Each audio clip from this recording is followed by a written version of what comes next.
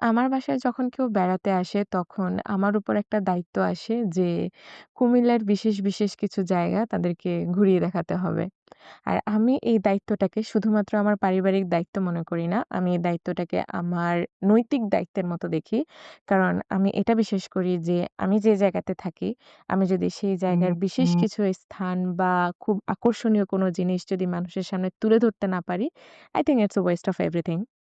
So আমি খুবই ভালোবাসার সাথে এই দায়িত্বটাকে গ্রহণ করি এবং পালন করার যথাযথ চেষ্টা করি।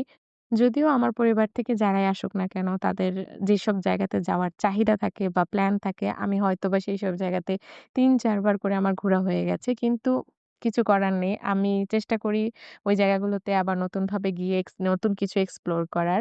আর আমার এক্সপেরিয়েন্স থেকে আমি চেষ্টা করি আমার ফ্যামিলি মেম্বারদেরকে বোঝানো যে এই জায়গাটা কেন ফেমাস, কিসের জন্য ফেমাস। ঠিক ওই সময়টাতে আমার নিজেকে ট্যুর গাইডের মতো মনে হয়। বিকজ আমি ঠিক যেই জায়গাটা ক্রস করি সেই জায়গা সম্পর্কে বলতে থাকি যে, "এটার নাম কি? এটা কি? এটা কেন ফেমাস? এটা কবে হইছে? কি হইছে না হইছে?" সবকিছু বলার চেষ্টা করি।